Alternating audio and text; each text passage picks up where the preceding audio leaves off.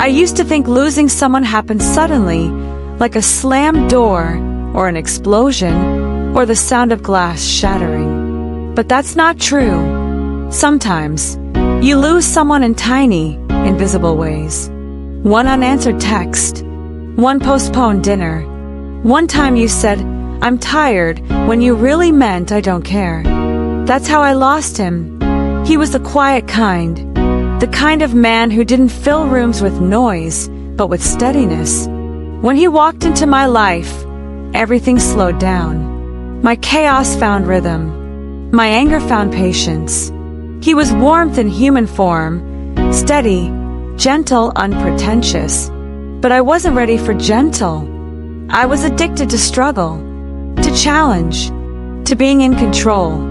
He wasn't dramatic enough for me, not exciting enough. He didn't play games. He didn't chase. He just showed up, every time. And for a while, that scared me more than being abandoned ever could. He used to wait for me outside my office when it rained, holding an umbrella. I would walk past him pretending to be annoyed, like his presence was an inconvenience. But deep down, I liked it. I liked knowing someone cared that much. I just didn't know how to admit it without feeling weak. He never argued when I ignored him. He never shouted when I dismissed him. He just stayed, kindly, quietly, hoping I'd see the damage I was doing before it was too late. I didn't. I told myself he'd never leave. That no matter how far I pushed, he'd always come back, because that's what love does, right? It forgives. It endures. It waits. But even the strongest hearts have limits. And when he finally walked away, he didn't do it with noise. He didn't slam the door. He just left. I didn't even realize he was gone until I reached for my phone to text him, and there was nothing left to say. No argument to resolve. No apology big enough to matter. Just a silence that made every word I'd ever thrown at him echo back at me.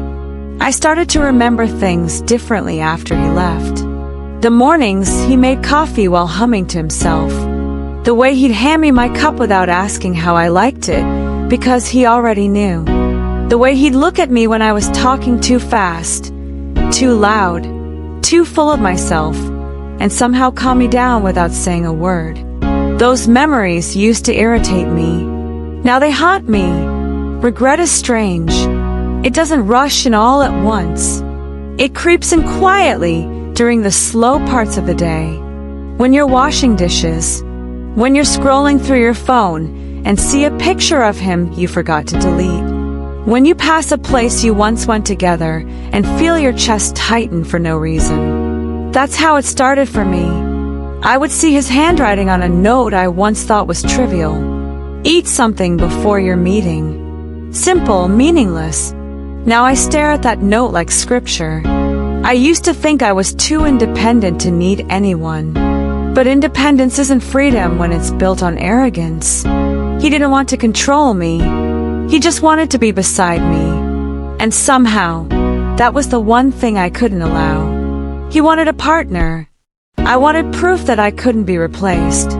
He offered love. I wanted validation. He gave me peace. I wanted fireworks. And when he left, I realized I traded something irreplaceable for something that never even existed. There's this moment when you finally understand you were the villain in someone else's story. It's not loud. It's not dramatic. It's quiet.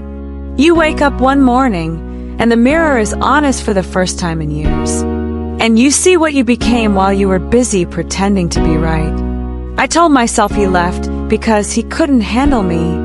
Because I was too strong, too ambitious, too focused. But no, he left because I made him feel small for loving me too deeply. I punished him for being consistent. I mocked him for caring. I convinced myself that vulnerability was weakness, and in doing so, I made love impossible. Now I sit with that.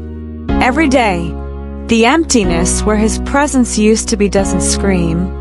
It whispers. It whispers in the form of silence after laughter. In the way no one texts first anymore. In the way I wake up at 3 a.m. reaching for someone who isn't there. I've dated since then. Men with charm. Men with ambition. Men who know how to talk about themselves for hours. But none of them knew how to listen like he did. None of them made me feel safe doing nothing. Every time I laugh, I compare it to the way I laughed with him, and it's never the same. I see him sometimes from a distance. He looks lighter, happier. He walks beside someone new. She's not extraordinary, not flashy, not loud. But he looks at her the way he used to look at me. Except now, there's no hesitation in his eyes. No waiting. He found peace, and it wasn't me. That sight should have broken me. But it didn't. It humbled me. Because for the first time, I understood what he was trying to give me all along.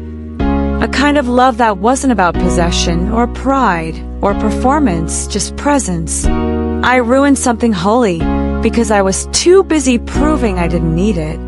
And now, the punishment fits the crime. Because I will spend the rest of my life meeting people who remind me of pieces of him, but never the whole. Regret isn't a single emotion, it's a landscape. You live inside it. You breathe it. You build a home out of memories that no longer belong to you. And every time you think you've moved on, something small drags you back. A song, a phrase, the smell of rain. He once told me, love isn't something you earn. It's something you nurture. I laughed at him. Now, I would give anything to tell him he was right. I've replayed the last day in my head 1,000 times. He was standing by the door, suitcase by his side. He said, I can't do this anymore. I said, you'll come back. You always do. He looked at me one last time and said, not this time. That sentence ended a chapter one didn't realize was the whole book. Sometimes I wonder if he ever thinks of me. Not out of hope, just curiosity. Does he ever remember the way I used to fall asleep mid-sentence, and he'd finish my story in a whisper? Does he ever remember how I'd pretend not to like his cooking, just to feel in control? Does he ever remember the version of me that was soft, before pride hardened everything? Maybe he does. Maybe he doesn't. But what I know is that I remember him every day. Not as a fantasy, not as a what-if, but as the standard I failed to meet. Love is not lost all at once. It fades, then waits. And when you finally look back, you realize it was never waiting for you. It was warning you. I heard every warning. I ignored them all. So now I live with ghosts. Not haunting ones, gentle ones. The kind that remind you of what peace used to feel like. I carry them like perfume, faint, but unmistakable. I hear him in my head sometimes when I'm rushing out the door, don't forget your keys. And I smile, because even in memory, he's still saving me from myself. But memories can't hold you. They can't forgive you. They can only remind you of what you destroyed. And that's the thing about regret, it doesn't end.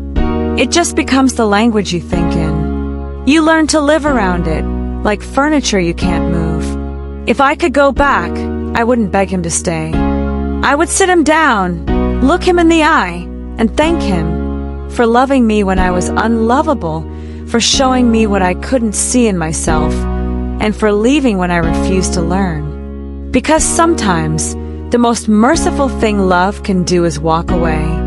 I once thought the worst pain was being abandoned. It's not. The worst pain is realizing you were the reason someone had to heal from love. So yes, I regret it.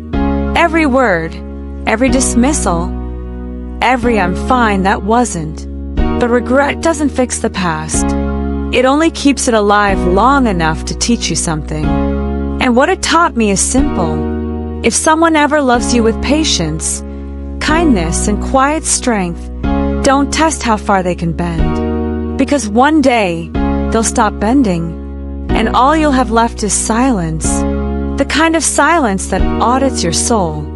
The kind that starts with the sound of a door quietly closing. And this time you'll hear it.